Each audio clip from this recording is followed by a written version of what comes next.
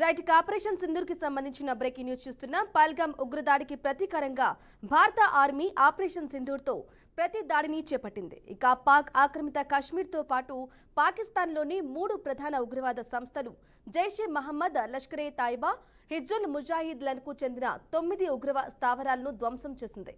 వీటికి సంబంధించిన ఉపగ్రహ చిత్రాలు తాజాగా బయటకొచ్చాయి.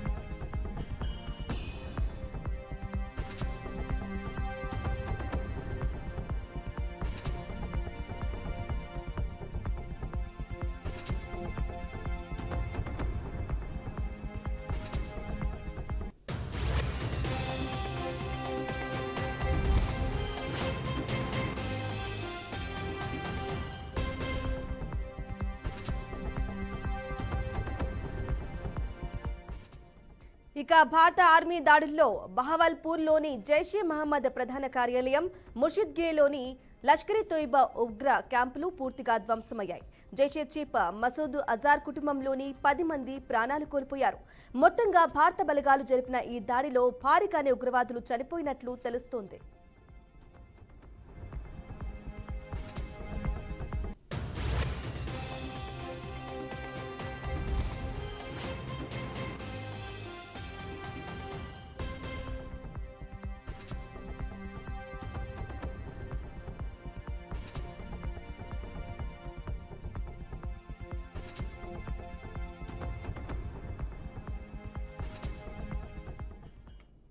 మరోవైపు ఆపరేషన్ సింధూర్ కు ప్రతి చర్యగా దయాది పాకిస్తాన్ దాడులు చేసే అవకాశం ఉండటంతో భారత్ అప్రమత్తమైంది. సరిహద్దు రాష్ట్రాల్లో భద్రతను కట్టుదిట్టం చేసింది. ముఖ్యంగా పంజాబ్ లో హై అలర్ట్ ప్రకటించింది.